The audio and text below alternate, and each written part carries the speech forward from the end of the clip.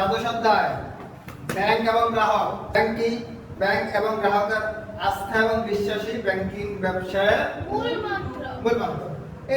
এটি ব্যাংকের ব্যবসার মূল ভিত্তি। সততা, নিষ্ঠা এবং বিশ্বাসের উপর ভিত্তি করে ব্যাংক এবং গ্রাহকের মাধ্যমে মধ্যকার সম্পর্ক সৃষ্টি হয়। ব্যাংক কি? ব্যাংক কোনটা? ব্যাংক কি?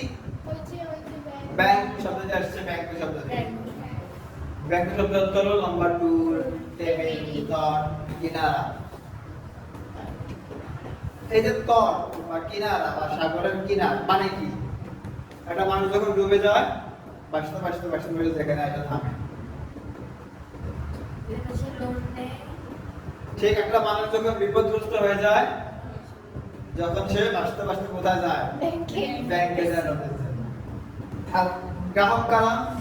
আমরা। তোরা না। যারা ব্যাংক থেকে ঋণ গ্রহণ করে যারা ব্যাংক থেকে সুবিধা গ্রহণ করে তারাই গ্রাহক। আপনার সুবিধা গ্রহীতাই হলো গ্রাহক। তারপরে ব্যাংকের প্রতি ব্যাংক এবং গ্রাহকের সম্পর্ক, ব্যাংকের প্রতি গ্রাহকের দায়িত্ব এবং গ্রাহকের প্রতি ব্যাংকের দায়িত্ব নিয়ে কিছু কথা বলা আছে। আমরা নিজ দায়িত্বে পড়িনি, আমরা সমস্যা নিজ দায়িত্বে পড়িনি।